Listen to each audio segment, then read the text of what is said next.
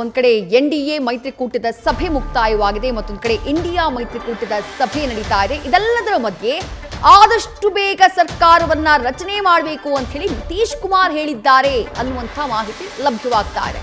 ನಿತೀಶ್ ಕುಮಾರ್ ಜೆಡಿಯುನ ನಾಯಕ ನಿತೀಶ್ ಕುಮಾರ್ ಬಿಹಾರದ CM. NDA ಮೈತ್ರಿಕೂಟದಲ್ಲಿ ಅವರದ್ದು 12 ಸೀಟ್ಗಳಿದ್ದಾವೆ. ಆದಷ್ಟು ಬೇಗ ಸರ್ಕಾರವನ್ನ ರಚನೆ ಮಾಡಬೇಕು ಅಂತ ಹೇಳಿ ನಿತೀಶ್ ಕುಮಾರ್ ಹೇಳಿಕೆಯನ್ನ ಕೊಟ್ಟಿದ್ದಾರೆ.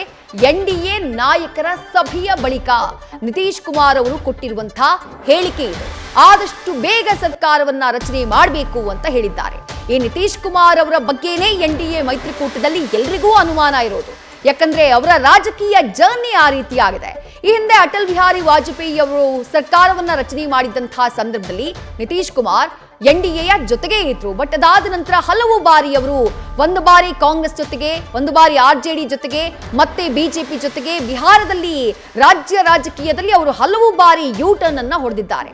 ಇವತ್ತು ಕೂಡ ಅವರು ದೆಹಲಿಗೆ ಬರುವಂತಹ ಸಂದರ್ಭದಲ್ಲಿ ತೇಜಸ್ವಿ ಯಾದವ್, ಆರ್ಜೆಡಿಯ ತೇಜಸ್ವಿ ಯಾದವ್ ಅವ್ರ ಜೊತೆ ಅವರು ದೆಹಲಿಗೆ ಬಂದ್ರು. ಒಂದೇ ವಿಮಾನದಲ್ಲಿ ಬಂದ್ರು.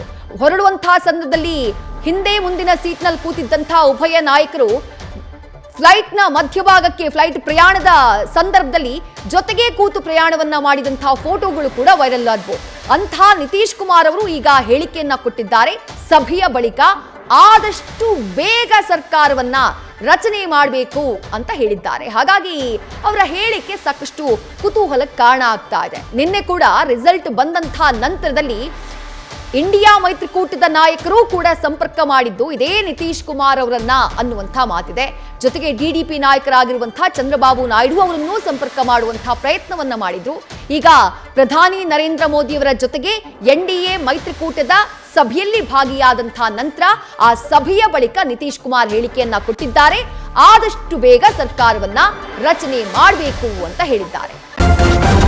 ನ್ಯೂಸ್ ಫಸ್ಟ್ ನಿರ್ಭೀತಿಯಿಂದ ನಿಮ್ಮ ಪರವಾಗಿ.